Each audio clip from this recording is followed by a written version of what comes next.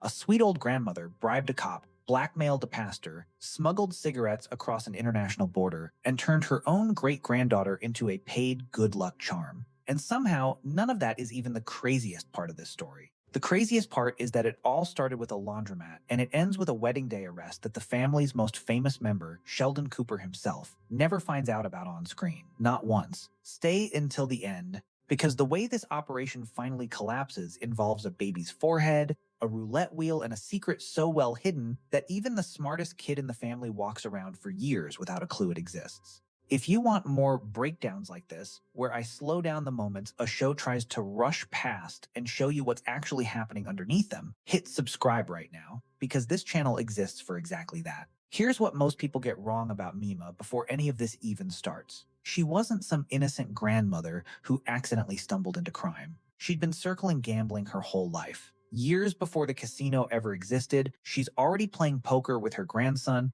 already using his math brain to get an edge on football bets, already standing near a loan shark in a casino setting without blinking. So when she finally decides to stop playing the game and start running it, that's not a twist in her character. That's a woman finally becoming exactly who she always was underneath the moon pie nickname and the church bulletin ads. And here's the detail almost everyone skips past when they tell this story. Meemaw doesn't build an illegal casino from scratch. She buys one that's already running. There's a laundromat in Medford called Medford Wash, owned by a man named Chad who's ready to retire. On the surface, it's exactly what it looks like. Washers, dryers, quarters clinking into machines. But behind it, there's a back room, a gambling room, already operating, already illegal, long before Meemaw ever signs a single piece of paper. She isn't inventing a criminal enterprise out of nothing. She's acquiring one, the same way anyone else might buy a small business, except the inventory is slot machines instead of laundry detergent, and the real product was never the laundry at all. Now here's the part that should genuinely unsettle you, because it's the exact mechanism that lets everything else in this story happen. Meemaw learns from a local cop, Jake Rutledge, that the police in Medford already know rooms like this exist, and they don't care. Nobody's getting robbed, nobody's complaining, so nobody's shutting it down. That's not a loophole in the law. That's something quieter and more dangerous than a loophole. It's an unwritten agreement between the people who are supposed to enforce the rules and the people who quietly decide not to bother. And it's the exact kind of arrangement that lets a small, contained operation slowly turn into something much bigger before anyone official ever decides to notice or care. So Meemaw buys the laundromat, takes over the back room, and for a few minutes, genuinely, just a few minutes of showtime, everything runs smooth, too smooth. Because the moment her boyfriend Dale makes the mistake of asking Jake directly whether this whole thing is actually legal, everything changes instantly. Jake, the same cop who just said nobody cares about these rooms, suddenly cares a great deal. He raids the place, puts up police tape, shuts the whole operation down in one afternoon. And here's the twist worth sitting with. It's not because anyone got hurt, and it's not because the law suddenly mattered to him. It's because he's running for sheriff, and busting an illegal gambling operation looks fantastic on a campaign flyer. Meemaw isn't arrested only because of her connection to Dale, but the room is closed. And that leaves one enormous question hanging over the rest of this entire story. How do you run something illegal without ever getting caught doing it a second time? The answer comes from the last person you'd expect, not Meemaw, not Dale. Her teenage grandson, Georgie. And his solution is the kind of idea that sounds almost legitimate, right up until you actually think it through. Stop paying out cash directly. Instead, the machines spit out tickets, and customers trade those tickets for prizes. Stuffed animals, cheap merchandise, the kind of stuff you'd expect at a kid's arcade. Then, separately, completely unrelated, of course, the casino just happens to buy those exact prizes back from customers for cash a few minutes later. It's the same workaround arcades and claw machine parlors have leaned on for decades to dodge gambling laws. Georgie didn't invent this trick. He just applied it to the back room of a Texas laundromat, and somehow nobody in town had thought to try it first. And it works. Not because it's actually legal, it isn't, not even close, but because it's confusing enough on paper that nobody wants to be the one who has to untangle it in a courtroom. This is where the story quietly hands you a genuine insight most people watching completely miss. A lot of gray area businesses like this one aren't actually protected by any real law. They're protected by how annoying and unglamorous they'd be to prosecute. That's the entire trick holding this together, not innocence. Inconvenience for whoever might try to stop it. But convenience for Meemaw becomes a headache for everyone else around her. The customers hate the new system. One regular, Wade, is genuinely baffled and annoyed because he came to gamble and win real money, not walk out clutching a stuffed animal like it's a county fair.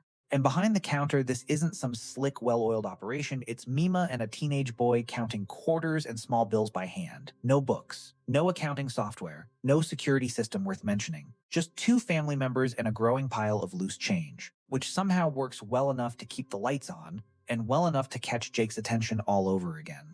This time he's not raiding anything. He's asking for a cut. Around 10% framed politely as an investment in the police department, which is a phrase that should make anyone's stomach turn a little. And just like that, the entire operation is now standing on two legs, and both of them are completely illegal. Georgie's prize and buyback trick keeps prosecutors confused on paper. Jake's payoff keeps the one person who could actually shut the whole thing down personally invested in keeping it open instead. Neither leg is legitimate. Neither leg is stable on its own. But together, for now, they hold the weight of everything Meemaw's built. And here's your first real gut check moment in this entire story. Mary, Georgie's mother, finds out, not through some dramatic confrontation, but through a laundromat ad in the church bulletin, and a gossiping neighbor named Peg, who mentions the back room a little too casually. Mary goes straight to Meemaw, begs her to stop, brings up faith, brings up consequences, brings up everything she can possibly think of, including Georgie's soul, and none of it matters. Because Georgie's making real money, Meemaw genuinely needs the help, and Mary is left standing on the one moral high ground nobody else in her family is willing to climb up onto with her.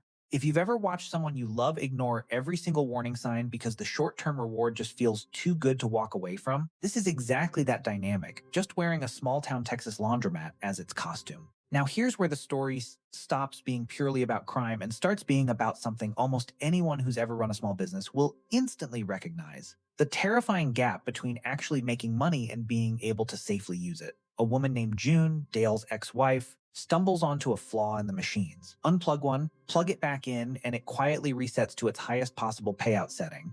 She exploits it without telling anyone, wins $11,000 in a single sitting, and Meemaw can't pay her. Not because she's broke, because the money she does have is tied up in an operation she can't legally explain to anyone, let alone hand over in one lump sum without raising serious questions. So June forces her way in as a full partner, not earned through work, extracted through leverage. And the show never actually tells you what happens to her stake by the time this whole arc ends. That thread just quietly disappears, which might honestly be the most realistic detail in the entire story, because how many loose ends like that actually get cleanly wrapped up in real life? Then the cash problem gets significantly worse.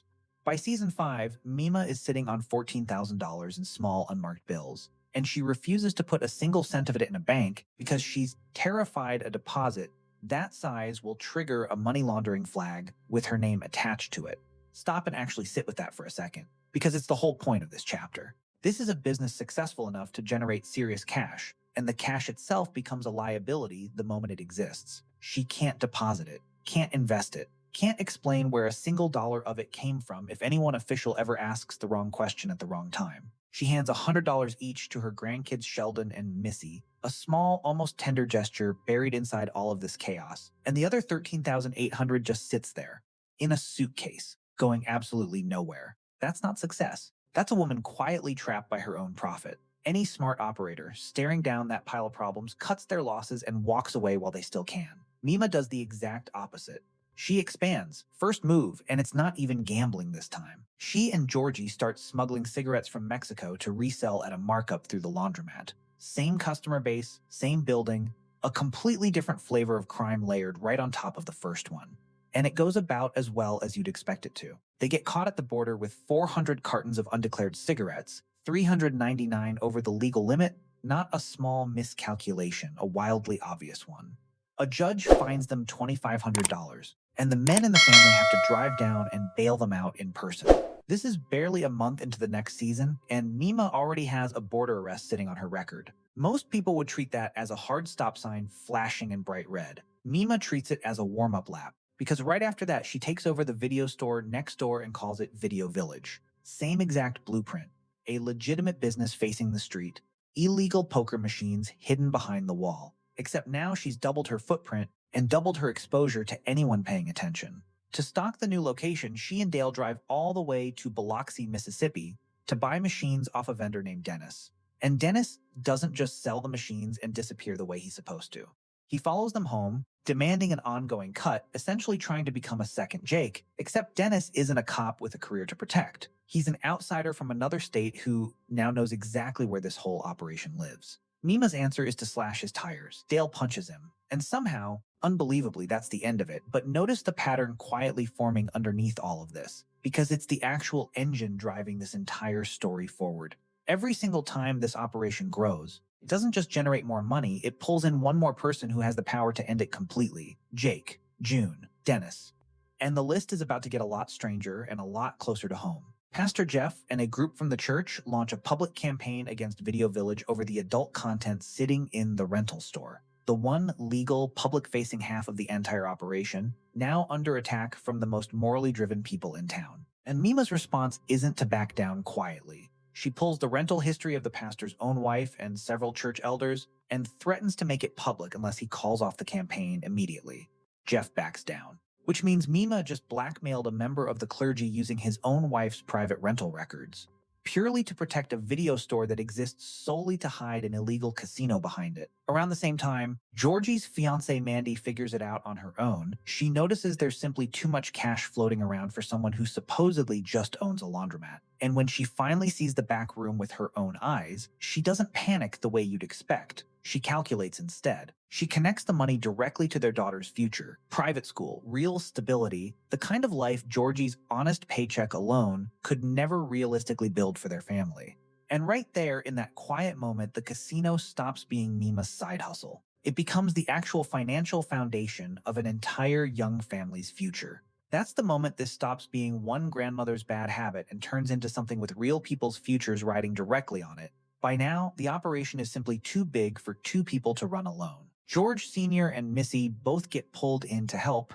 George prefers the laundromat side. Missy wants the gambling floor, which honestly tells you everything you need to know about both of their personalities in one sentence. There's even a local doctor who's a regular, having personally lost money in that back room himself. What started as a tightly held secret between one grandmother and her grandson is now something half the people in their orbit quietly know about and choose to say nothing about. And here's the detail that makes this entire saga even stranger than it already is. Through everything you've heard so far, one member of this family has absolutely no idea any of it is happening, Sheldon. The most famous, most observant person in the entire house. Completely, totally in the dark. Now, before the final collapse arrives, there's a moment that almost exposes everything for a completely different reason entirely. A tornado tears through Medford, destroys Meemaw's actual house, and forces everyone sheltering in the building, including Pastor Jeff, the exact same man she blackmailed months earlier, into the back room for safety, surrounded by slot machines, during a natural disaster of all things. And instead of exposing her right there on the spot, Jeff leads a prayer in the middle of the gambling room and quietly decides afterward to keep the secret, figuring she's already suffered enough for one season. A man of God, protecting an illegal casino's secret, purely because a storm happened to put him in exactly the wrong room at exactly the wrong time. The business survives the storm and recovers fast. And that fast recovery is exactly what convinces Meemaw to make her biggest, most reckless mistake yet, adding a full roulette table. A man named Herman brings the wheel, promising $1,000 on a good night if she lets him run it. Meemaw sells the whole idea to Georgie as diaper money, maybe even enough for a nanny down the line. He hesitates. For once in this entire multi-season arc, he actually brings up the word jail out loud, but the money wins the argument, the same way it always eventually does. And this is exactly where the operation stops being merely reckless and starts becoming genuinely bizarre. Georgie starts bringing his baby daughter, Cece, into the gambling room with him because he has nowhere else for her to be while he works. One regular rubs her forehead for good luck before sitting down to play and wins big that same night. Word spreads through the room instantly. And Georgie, sensing an opportunity the way only he could, starts charging $5 a person for the privilege of rubbing his infant daughter's forehead before they gamble. A literal baby becomes a paid good luck charm inside an illegal casino, and not one single adult in that room stops to question whether that's a strange thing to be doing. The room gets broken into through a rear door that was carelessly left unlocked. Dale tries to play security guard with a baseball bat. And when Meemaw complains to Jake about the break-in, he just shrugs it off and asks for even more money anyway, because the protection she's been paying for was never actually protection from everything. Just protection from him specifically. Then it finally happens. Season 7, Episode 7, Georgie and Mandy's Wedding Day. Meemaw is in the back room watching the baby and running the casino at the exact same time when she looks up at the security monitor and sees police cars outside. Not Jake, not his usual routine, a real raid with real consequences attached to it. She tries to grab Cece and run. She gets arrested on what was supposed to be one of the happiest days of the entire family's life, and the fallout doesn't stay contained to Meemaw alone. It hits every single branch of this family at once, all in the same afternoon. The one thing this story leaves you with, more than any individual crime Meemaw commits along the way, is this: the entire empire doesn't collapse because of the roulette wheel, and it doesn't collapse because of the cop, or the cigarettes, or the border arrest. It collapses because success made her comfortable enough to stop being careful at the exact moment she had the most to lose. That's not really a story about one old woman and a laundromat in a small Texas town. That's a story about what happens to anyone the second they start mistaking it's been working so far for it's actually safe. If this kind of deep dive into the moments a show tries to rush past is exactly what you come here for, subscribe now because there's a lot more of this waiting for you on this channel. I'll see you in the next one.